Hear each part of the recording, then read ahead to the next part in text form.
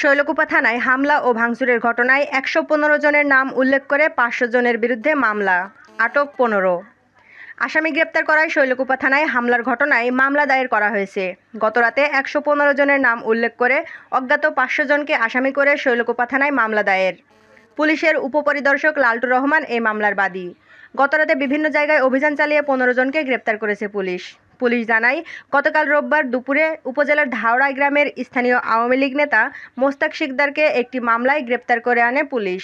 গ্রেপ্তারকৃত আসামিকে ছিনিয়ে নিতে কয়েকশো লোকজন থানা ঘেরাও করে ইটপাটকেল ছোড়ে। আত্মরক্ষার্থে পুলিশ রাবার বুলেট নিক্ষেপ করে।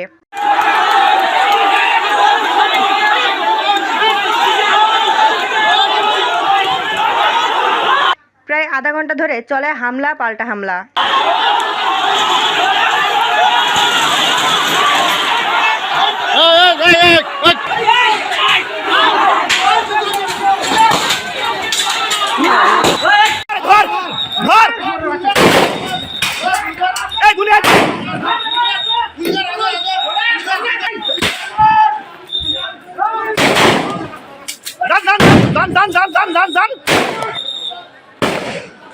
এতে পুলিশসহ অন্তত ৩০ জন আহত হয়।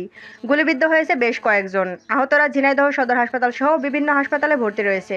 আহতদের মধ্যে পুলিশ কনস্টেবল আব্দুস সালামের অবস্থা অবনতি হওয়ায় ঢাকায় রেফার করা হয়েছে। মামলার আসামি ১৫ জন গ্রেপ্তার হলেও বাকিদেরকে গ্রেপ্তারে পুলিশি অভিযান অব্যাহত রয়েছে।